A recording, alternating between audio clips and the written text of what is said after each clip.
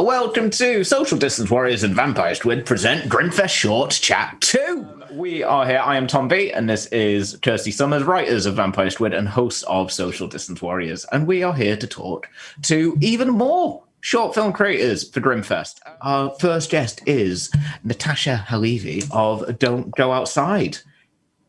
Hi. Hey! Hello. How are you? Seamless. How are you? Wow, the jackets are just everything. Thank you. I love it. How are you? So good. Thanks for having me today. I'm excited to chat with you. On. So do you want to tell us about the short film you bring into Grimmfest? Yeah, totally. I'm so excited about this short film. It's kind of the first thing I've done where like all the weight is like off my shoulders about like what it is and is it scary enough and is it good enough, because I took a Super 8 camera out to the desert in California, the Mojave Desert, the Joshua Tree area, by myself on my birthday, and not by myself. I had 2 cats with me. My cats came also. Oh, of course, yeah. Of course. They're very credit where credit's due.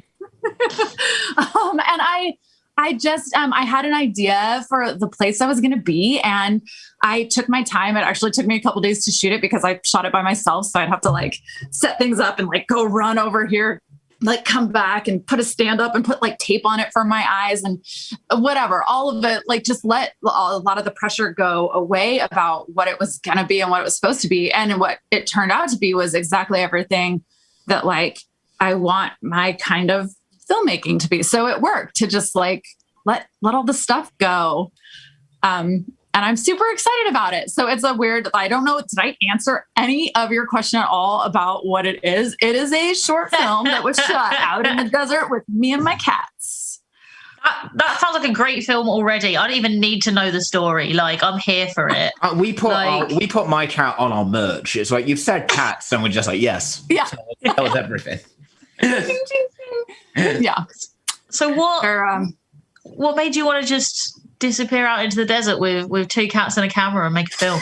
What don't make you want to do that? That feels like a stupid question. Like, why would I want to do anything else now that I've said it? I don't. But was there anything specific apart from generally that being a bloody amazing idea? I think, we'd all been sort of trapped for this past year. We've all dealt with like a lot of different thoughts and situations and new understanding of being alone and what that means and how to have fun with that. And also, I'm sure we've all had all sorts of roller coasters this past year. So my husband, I have spent most of this year on like basically lockdown in a house with my husband. And like, don't get me wrong, having somebody for this whole time has been wonderful, but also you guys 24/7.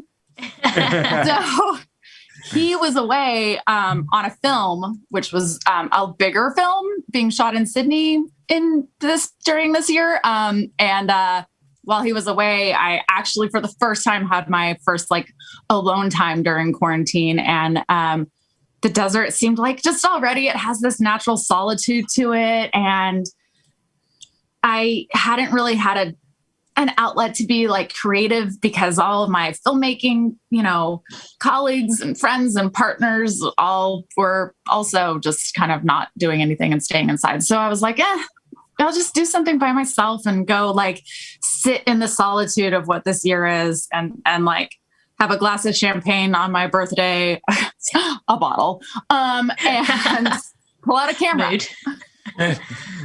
Oh. So did you go into it kind of with an idea of the film you were going to make when you came out?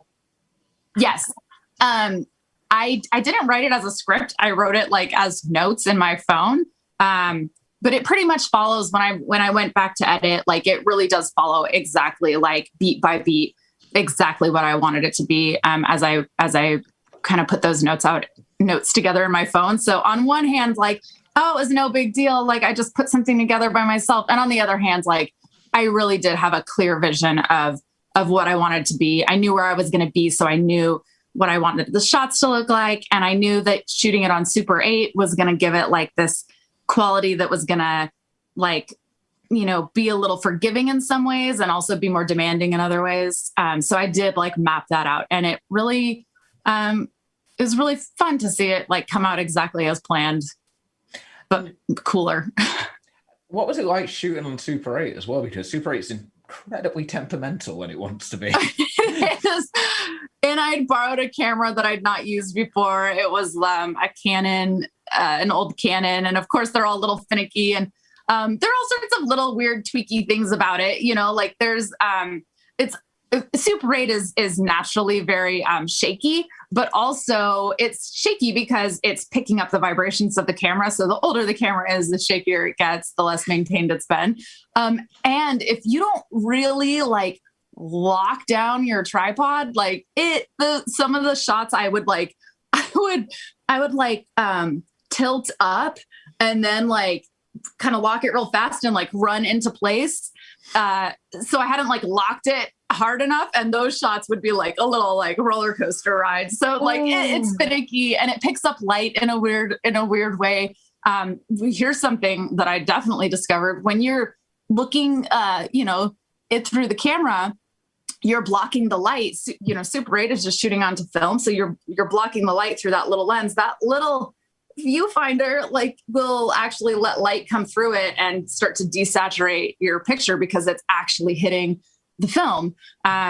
So I learned to, I'd kind of heard that and I tried to block it, but there were some shots that just had like a little too much light coming through and actually like sort of degrading the quality of the light bouncing into the camera through the actual lens or something like that. That was my technical talk on cameras.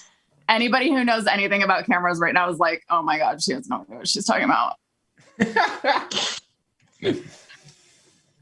Did you run into any other kind of like challenges while you're out there that you didn't expect?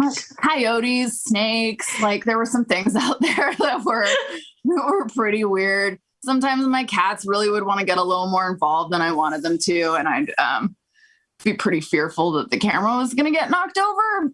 But otherwise, it's really nice. When you're shooting something by yourself, you're like, well, I'll just take my time. If it takes me 2 hours to set up this shot, it takes me 2 hours, and nobody's riding me like, hurry up. It's just like, all right, I'll just keep doing it. So it was pretty mellow. Yeah, I imagine that's quite freeing as well. Just in your own time, so long as there's no coyotes about.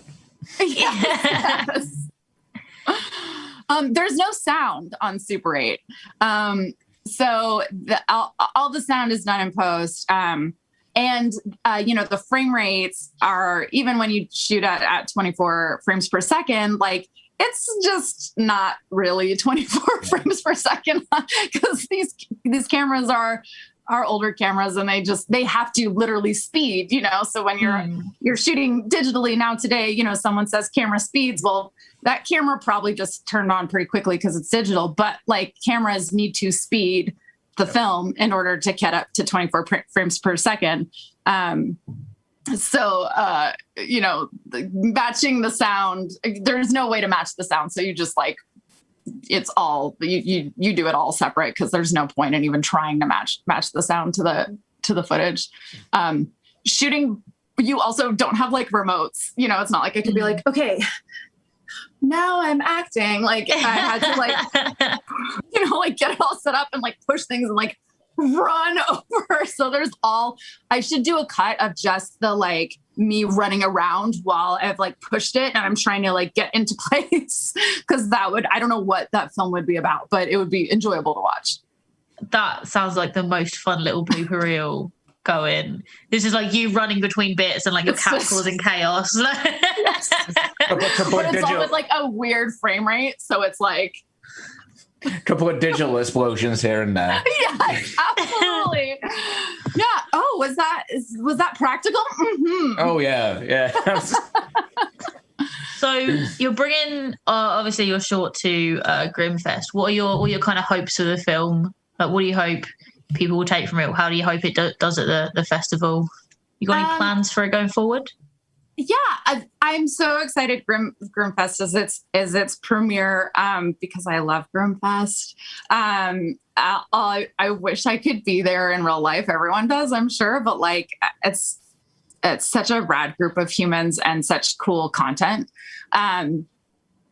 And so that's this beginning of its festival run. I have a feature film that I'm shooting in August. That's a script that came to me that I'm so excited about. That's a horror, and having this short in place already has been so helpful for me to convey like the kind of look and feel that I want for this film that my other shorts just didn't do it that same way. So even though it won't be shot on Super 8 and we will have sound and it will be shot with an actual crew, like it really helps. It helps to have something to teach, to not teach, to like share your language and develop your language and be like, this is my film language. This is how I know how to talk in film. And I'm excited about that. Oh, that's really great to hear. That was like, like, oh my God, shut up. Okay, but really, that's how I feel. Perfect. That's what you need.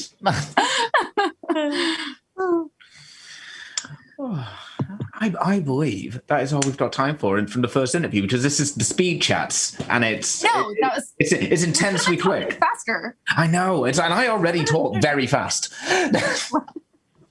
But thank you so much. Oh, of course. Absolutely. Thank you so much for coming on. It was a pleasure having you. And you can catch... go on. You do that before I do the plug. That's... No, oh, sick. All right, awesome. Oh, it's all good.